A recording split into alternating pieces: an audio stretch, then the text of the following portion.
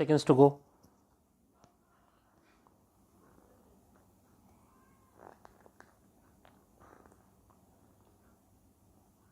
Start. Challenge in this appeal is to the order passed by the Division Bench of the Punjab and Haryana High Court dismissing writ petition filed by the appellant under Article 226 of the Constitution of India 1950. Prayer in the writ petition was to quash the award dated 23rd September 2004, under which the respondent number 1 was directed to be reinstated with continuity of service with 50% back wages within stipulated time. The award was made by the presiding officer Patiala. The matter was before the Labour Court on the basis of a complaint made by respondent number 1. The brief facts of the case are that respondent number 1 workman was appointed as bulldozer operator with the petitioner management on 1st November 1990. Since his appointment was on 89 days basis, the same was extended from time to time till 5th July 1996. Thereafter, his services were not extended. The workman raised an industrial dispute on the ground that his services were terminated by the management on 15th July 1996 without any notice, charge sheet, inquiry or compensation, and that the juniors to him are still in service of the management and new persons were also appointed by the management after terminating his services.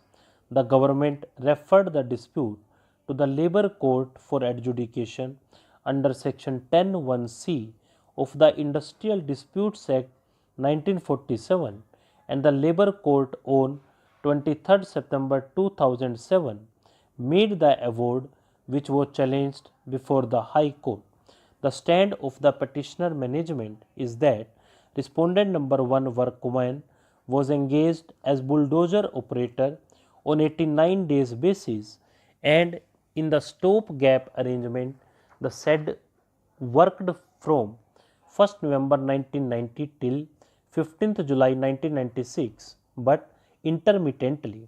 He was never employed continuously, therefore did not work for 240 days in the preceding 12 calendar months. Thus, denial of further extension of its service does not amount to retrenchment, therefore has been wrongly awarded reinstatement with back wages.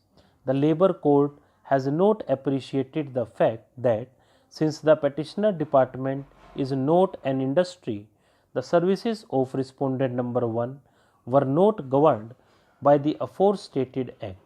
The Labour Court held that Section 2(o) of the Act has no application to the facts of the case.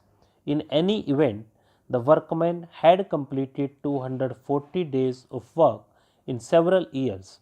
The appellants took the stand that respondent number 1 have not completed 240 days of work in any calendar year. He never worked continuously. The employer was not an industry. The Labour Court held that there was no compliance with the requirement of Section 25(f) of the Act. The question whether department is an industry has to be decided against the management for want of evidence. The onus was on the department to prove that the workman worked only 180 days and not completed 240 days in the preceding 12 calendar months from the date of alleged termination. Since no records were produced by the department, the claim has to be accepted.